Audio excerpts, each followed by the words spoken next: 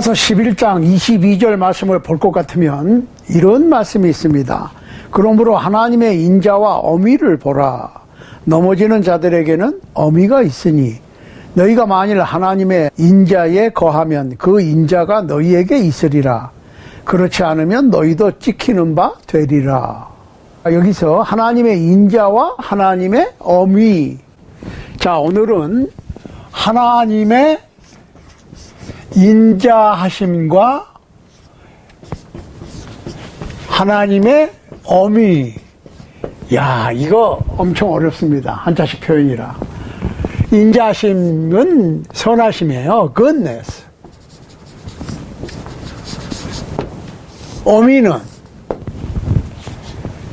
어미, 이거 굉장히 어려워요. 그런데 severity, 엄중하심, 그 얘기예요. 어미라고 하는 엄중하심. 그러니까 인자하심은 선하심, 어미하심은 엄격하심, 그 말이죠. 엄격하심. 그러니까 하나님께서는 아주 좋으신 하나님이야. 근데 우리는 그 노래도 있어요. 좋으신 하나님, 좋으신 하나님 노래. 좋으신 하나님 맞습니다. 그런데 좋으신 하나님이시면서 아주 엄하신 하나님이라니까. 그러니까 이 여러 가지 주제로 놓고 봤을 때 성경에는 양면성이 있는 게 많아요. 사랑의 하나님이시지. 사랑의 하나님이라고 그래가지고 무조건 다 사랑하시느냐? No. 죄 짓는 것은 미워하십니다. 이런 걸 아셔야 돼. 그러니까 예수님께서도 잃어버린 자, 즉 죄인을 찾아서 회개시켜 구원하시기 위해서 오셨지만, 그렇지, 그 하나님 사랑이세요. 그렇지만은 무조건 사랑만 하시는 게 아니라 회개하지 아니하면 망하리라, 이렇게 강력하게 회개를 촉구하셨거든요, 예수님께서. 그러니까 우리가 성경에 하나님의 말씀을 연구하는 과정에 있어서 한쪽만 붙잡고 늘어지면 굉장히 위험합니다. 기독교 신앙에서. 아시는 분은 다 아시니까 얘기를 바로 하십시다. 자, 잘 보세요. 은혜를 인하여 하나님의 은혜로 구원되는데 by grace예요. by grace. 그런데 through faith예요. 잘 보시라고. 하나님이 세상을 이처럼 사랑하사 독생자를 주셨으니, 하나님의 은혜죠. 하나님께서 독생자를 안 주셨으면, 예수님께서 십자가에 못 박혀서 살찌끼고 피 흘리시지 않으셨으면 우리는 구원받을 방법이 없습니다. 그런데 이는 저를 믿는 자마다 멸망치 않고 영생을 얻게 하려 하심이니라. 그 얘기는 무슨 얘기냐? 믿음이 하나님의 은혜가 내게 은혜되게 하는 거예요. 믿음이 없으면 은혜가 안 돼. 은혜가 소용이 없어.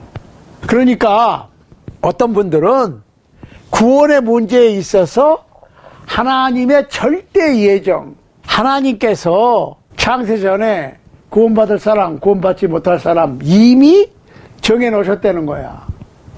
또 어떤 사람들은 no, 절대 자유의지, 우리가 믿고 안 믿고를 선택한다는 거예요. 그 선택에 의해서 구원받고 못 받고가 결정된다는 거예요. 여러분 의견은 어떻습니까? 하나님께서 구원받을 사람 못 받을 사람 이미 정해놓으셨다. 아니다. 사람이 믿고 안 믿고를 선택하는 거지, 믿는 것을 하나님께서 믿게 해 주시는 것은 아니다. 아니다. 하나님께서 믿게 해 주신다. 우리가 믿는 것이다. 자, 잘 보시라고. 사람이 물에 빠졌어요. 물에 빠져서 수영도 하고 뭐 해봤는데 지쳐가지고 이제 방법이 없어. 상어들은 물속에서 왔다 갔다 하지 힘은 없지. 큰일 났어. 배가 지나가다가 밧줄을 던졌습니다. 밧줄을. 잘 보시라고. 밧줄을 던져준 거는 지나가던 배가 은혜를 베푼 겁니다. 은혜의 밧줄이 던져졌어. 그 밧줄은 생명줄이지.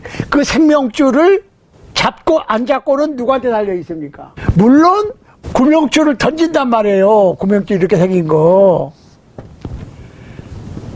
그러면 잡으면 돼. 잡기만 하면 돼. 당겨서 올려주면 되니까. 어떻게 생각하세요?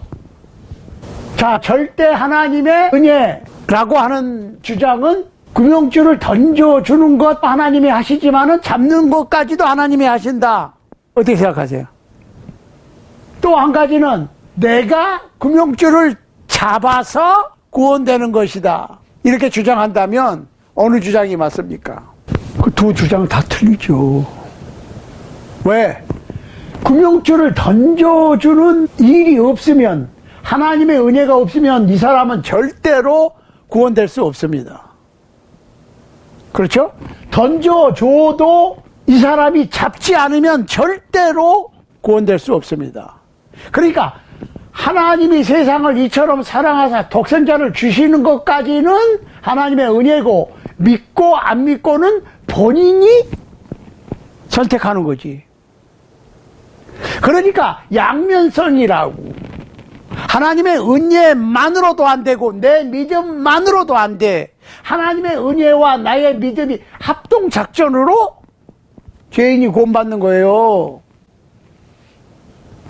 양면성이 있다고. 이해하시겠어요? 그러니까 하나님의 은혜로 구원된다. 아니다. 우리가 은혜를 받아들여야 된다. 믿어야 된다. 그러니까 그걸 또 조금 유식하게 얘기하면 하나님의 절대 예정, 절대 자유, 구원론에 있어서 누구 마음대로 내가 믿으려고 그래도 은혜를 안 주시면 못 믿고, 은혜를 주셔도 내가 안 믿으면 구원 못 받아요. 양면성이 있어요. 그거 가지고 지금 교파가 갈라져 있잖아요. 이거는 학위 받으려고 자꾸 한쪽만 붙잡고 파고 들고 해가지고 논문 쓰고 자꾸 그러는데, 우리 그거 확실하게 해야 됩니다. 보세요. 요한일서 4장 8절에서 하나님은 사랑이시다라고 얘기했을 때, 하나님의 사랑은 완전한 사랑입니다. 하나님은 완전하신 분이야. 인간이 아니에요. 하나님은 사랑이시다 했을 때 그 사랑은 완전한 사랑이고, 하나님은 전지하시다, 모든 것을 아신다 했을 때 확실하게 다 아시는 거예요. 어저께 모르셨는데 오늘은 어제보다 조금 더 아시고 내일은 오늘보다 좀 더 아시고 이런 게 아니에요. 그냥 아시는 거예요. 모든 것을 아시는 거예요. 그걸 생각해야 돼. 우리는 자꾸 인간 입장에서 생각을 하니까 하나님을 우리 인간의 머릿속에 제한을 해. 그러니까 창세기 17장 1절에서 하나님께서는 전능하시다고 그랬을 때, 하나님께서 어떤 일을 하시기 위해서 힘을 쓰시거나 어떤 일을 하시기 위해서 노력을 하시거나 그런 게 아니에요. 하나님께서 원하시는 것은 무엇이든지 하실 수 있는 능력을 가지신 분이 하나님이에요. 시편 115편 3절 참고하시기 바랍니다. 자, 사도 바울은 사도행전 17장 24절에서 그분께서는 하늘과 땅의 주제시다라고 했을 때, 하나님께서는 하늘과 땅의 절대 주권을 선포한 거예요. 그러니까 하나님께서 필요하셔서 천지, 그리고 그 안에 있는 만물, 그 다음에 인간까지 만드신 것이 아니라 하나님께서 그렇게 만드시기를 원하셔서 그렇게 만드신 겁니다.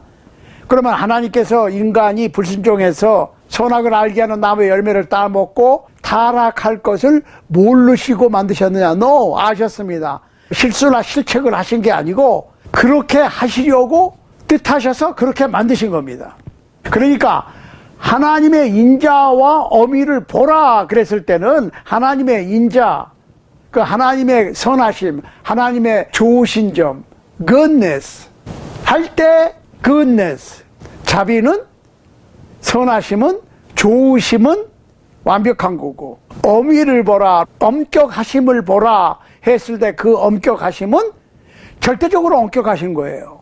그러니까 하나님의 선하심이 과장된 것이 아니고 온전하게 선하신데, 하나님의 어미하심, 엄격하심, 엄중하심도 절대적입니다. 그걸 아셔야 돼요. 시편 107편 1절에서 여호와께 감사하라. 그는 선하시며 그 인자하심이 영원함이로다. 그러니까 하나님께서는 항상 선하십니다. God is always good. 그러니까 하나님은 어제는 좀 덜 선하시고 오늘은 좀 더 선하시고 내일은 글쎄 더 선하실지 덜 선하실지 그게 아니고 항상 절대로 선하십니다.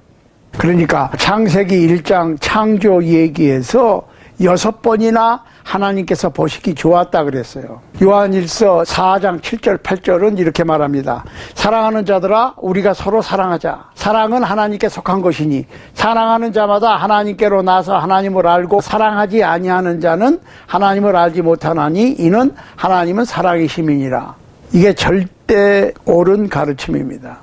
자, 여기서 언급한 하나님의 사랑은 절대 사랑이니까 하나님께서는 의인들만 사랑하시는 것이 아니라 죄인들도 사랑하십니다. 맞습니다. 죄인들도 사랑하십니다. 마태복음 9장 12절로 13절에 보세요. 예수께서 들으시고 이르시되 건강한 자에게는 의원이 쓸데없고 병든 자에게라야 쓸데있느니라. 너희는 가서 내가 긍휼을 원하고 제사를 원치 아니하노라 하신 뜻이 무엇인지 배우라. 내가 의인을 부르러 온 것이 아니요 죄인을 부르러 왔노라. 로마서 5장 7절 8절 보세요. 의인을 위하여 죽는 자가 쉽지 않고 선인을 위하여 용감히 죽는 자가 혹 있거니와. 우리가 아직 죄인 되었을 때에 그리스도께서 우리를 위하여 죽으심으로 하나님께서 우리에게 대한 자기 사랑을 확증하셨느니라. 하나님은 모든 은혜의 하나님이에요. The God of all grace. 베드로전서 5장 10절입니다. 그런데 그 하나님의 은혜는 죄인들이 구원되는, 죄인들이 죄를 용서받는 하나님의 은혜지요. 죄의 용서는 우리에게서 난 것이 아닙니다. 우리가 우리의 공력을 쌓아서 구원될 수 없습니다. 즉 구원을 벌 수가 없습니다. 야고보서 2장 8절. 그러나 은혜는 예수 안에 있는 하나님의 사랑이 효과가 있으려면 주님께 손들고 항복하고 나오는 모든 사람에게 죄사함의 효과가 있는 것이지, 은혜를 받아들이지 아니하고 반대 방향으로 뛰고 있는데 하나님께서 쫓아가셔서 억지로 붙잡아다가 구원시켜 주시는 것은 아닙니다. 그리스도의 몸된 교회를 핍박했기 때문에, 아주 과격하고 난폭하게 핍박을 했기 때문에 스스로를 죄인의 괴수, the chief of sinners, 죄인의 두목이라고 디모데전서 1장 15절에서 사도 바울은 고백을 했는데, 하나님의 사랑을 확실하게 알았고 하나님의 은혜를 확실하게 알았어요. 그러니까 사도 바울은 하나님의 은혜를 확실하게 전했습니다. 그래서 자신은 스스로 이방인을 위한 사도된 내가 나 된 것은 하나님의 은혜라고 그랬어요. 고린도전서 15장 9절로 10절. 그러니까 어떤 사람의 죄가 아무리 크고 아무리 많다고 그래도 하나님의 은혜 앞에 그 죄가 문제가 되지 않습니다. 그 얘기는 하나님의 은혜가 덮을 수 없이 크고 많은 죄는 없습니다. 그러니까 이 세상에 어떤 흉악한 죄라도 하나님의 은혜보다 작습니다. 그래서 사도 바울은 로마서 5장 21절에서 이는 죄가 사망 안에서 왕노릇한 것 같이 은혜도 또한 의로 말미암아 왕노릇하여 우리 주 예수 그리스도로 말미암아 영생에 이르게 함이니라고 선언했습니다. 우리는 하나님의 은혜를 얘기할 때 하나님의 오래 참으심에 대하여 말을 하는데, 사도 베드로는 베드로전서 3장 20절 21절에서 그들은 전에 노아의 날 방주 예비할 동안 하나님이 오래 참고 기다리실 때에 순종치 아니하던 자들이라. 방주에서 물로 말미암아 구원을 얻은 자가 몇 명뿐이니 겨우 8명이라. 물은 예수 그리스도의 부활하심으로 말미암아 이제 너희를 구원하는 편이 곧 세례라. 육체의 더러운 것을 제하여 버림이 아니요 오직 선한 양심이 하나님을 찾아가는 것이라. 자, 베드로는 계속해서 그리스도께서 다시 오시는 것과 함께 이 세상의 멸망을 말합니다. 주의 약속은 어떤 이에 더디다고 생각하는 것 같이 더딘 것이 아니라 오직 너희를 대하여 오래 참으사 아무도 멸망치 않고 다 회개에 이르기를 원하시느니라. 베드로후서 3장 9절 말씀입니다. 그런데 오늘의 주제는 하나님의 선하심과 엄위하심, 하나님의 자비하심과 엄위하심, 하나님의 선하심과 엄격하심입니다. 성경은 선포합니다. 역대상 16장 25절로 26절 보세요. 여호와는 광대하시니 극진히 찬양할 것이요 모든 신보다 경외할 것이며 만방의 모든 신은 헛것이요 여호와께서는 하늘을 지으셨음이로다. 하나님은 거룩한 자의 회중에서 심히 어미하시오며 둘러있는 모든 자 위에 더욱 두려워할 자신이다. 잠언 1장 7절에 볼 것 같으면 여호와를 경외하는 것이 지식의 근본이오늘 미련한 자는 지혜와 훈계를 멸시하느니라 라고 말합니다.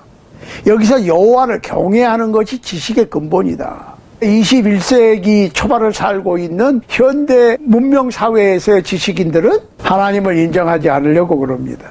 그리고 하나님을 경외하지 않습니다. 그 얘기는 하나님 무서운 줄을 모릅니다. 하나님의 백성이라고 그러는 크리스찬들이라고 하는 분들도 하나님을 좋으신 하나님, 그냥 막연한 허물 없는 친구 같은 하나님으로 생각하는데 좋으신 하나님 맞아요. 은혜의 하나님 맞습니다. 사랑의 하나님 맞습니다. 그런데 엄격하신, 엄중하신 하나님이십니다. 죄를 회개하는 자에게는 한없이 은혜로우시고 죄를 회개하기를 거부하는 자에게는 한없이 엄중하십니다. 그거 아셔야 돼. 역대상 16장 25절 26절 보세요. 여기 보면 이스라엘 백성들이 하나님의 언약궤를 모시기 적절한 장소로 모셔놓고 하나님을 찬양했습니다. 그런데 그 언약궤를 옮기는 과정에서 기돈의 타작마당에 들어갔을 때 우사라고 하는 사람이 소들이 날뛰니까 그 언약궤를 잡았어요. 역대상 13장 9절입니다. 그러자 하나님께서는 우사가 언약궤를 잡은 거, 만진 거에 대해서 진노하셔서 하나님께서 우사를 쳐서 우사가 그 자리에서 죽었습니다. 왜냐? 우사는 레위 사람이 아니었기 때문에. 역대상 15장 2절. 신명기 10장 8절에 의하면 레위 족속이 하나님의 언약궤를 치도록 따로 선별했습니다. 민수기 4장 15절에 의하면 레위 자손 중에서도 고핫 자손이 성소의 기물과 물건들을 날랐는데 날리기만 했지 그걸 만지면 안 됐어요. 만지면 죽을 것이었습니다. 현대 크리스찬들은 하나님을 두려워할 줄을 모릅니다. 가벼운 친구로 현대판 기독교 신앙인들은 참으로 하나님께 대한 존경심이라고는 찾아볼 수가 없습니다. 그러니까 오늘날 현대 교회들의 문제가 뭐냐면 하나님을 예배하는 것을 성서적인 방법으로 하지 않고 교인들이나 교회 재직회나 교회 담임 목사나 교회 장로님들이나 집사님들이나 권사님들이 원하는 방법대로 갑니다. 교인들이 좋아하는 방법대로 예배를 진행합니다. 하나님은 인간이 아니세요. 예를 들어서 삶에 지친 사람들을 모아다 놓고 위로회를 한다고 그럴 것 같으면 그 사람들이 좋아하는 노래를 부르고 그 사람들이 좋아하는 식으로 위로회를 하는 거니까 entertaining, 그 사람들을 격려하는, 위문하는 공연을 해야 되겠죠. 그렇지만 예배는 예수 그리스도의 이름으로, 예수님의 희생으로 하나님을 최대한으로 공경하고 하나님을 찬양하고 영광 돌리는 제사지, 모인 관객들을 격려하는, 위로하는 위문 공연이 아니라니까요. 그러니까 약식, 생략하고 간단하게. 그래서 복장도 사실은 옛날에는 꼭 넥타이를 맸는데 넥타이를 잘 안 매. 넥타이 문화는 새로운 세대에게 거부감을 준다고 해서 안 하는 건 좋아. 그렇지만은 어디 가면은 송리더, 예배 사회 보는 아니면은 찬양하는 사람들이 반바지에 탱탑 입고 스레빠 직직 끌고 나와서 하는 거는 아니지. 무슨 얘기인지 아세요? casualness, 약식. 이게 미국의 우상입니다. 오늘날의 많은 미국 사람들은 약식 재단에서 예배하기를 좋아합니다. 혹시 제가 무슨 말을 하고 있는지 이해되세요? 그러니까 진지하고 영적인 희생이 요구되는 경건함, 신성함은 찾아볼 수가 없어요. 하나님께서는 죄인의 친구고 우리의 친구 맞습니다. 그런데 그분은 그냥 보통 친구가 아니에요. 만약에 여러분들이 백악관에 초청을 받아서 공식적으로 어떤 옷을 입고 가겠습니까? 넥타이의 정장은 아니더라도 단정한 옷을 입고 가겠죠. 반바지에 슬리퍼 찍찍 끌고 티셔츠 아니면 탱탑 입고 선글라스 머리에 꽂고 껌 쫙쫙 씹으면서 가겠어요? 생각 한번 해보시라고. 몇십 명, 몇백 명이 공식적으로 초청을 받아서 갔는데 반바지 입고 슬리퍼 끌고 껌 씹으면서 간다고 그러면 어떻게 하겠어요? 그런 사람들이 들어오면 어떻게 하겠어요? 거기 일하시는 분들이 잠깐 실례합니다. 이쪽으로 가실까요? 하고 밖으로 안내될 거예요. 오늘날 21세기 초반의 현대 크리스천들은 더 이상 하나님을 공경하지 않습니다. 하나님의 판단은 틀림없고 분명합니다. 창세기 18장 25절에 보면 옛 족장 아브라함은 하나님께서 소돔과 고모라 성에 관해서 만일 하나님께서 의인을 악인과 함께 죽이시면 공평하시지가 않습니다. 라고 이견을 제기했지요. 하나님의 진노하심, The wrath of God은 오늘날 그 주제로 설교 안 해.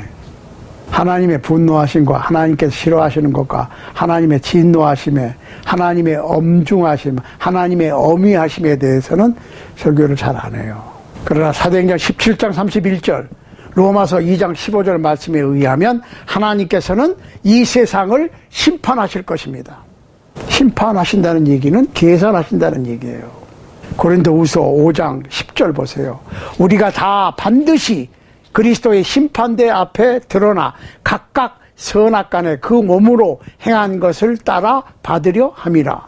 심사언행을 선악간에 선을 도모했든지 악을 도모했든지 선을 행했든지 악을 행했든지 다 심판을 받을 것이다.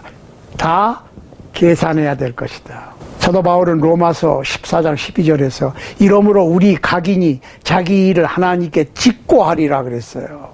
여기서 shall give account of himself to God 그랬어요. 무섭지 않아요?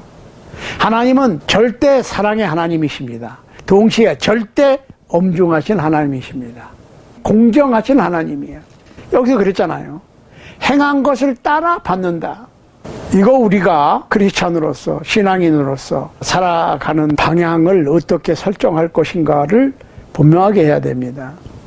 그리스도인이면 그리스도인다웁게 살아가야 됩니다.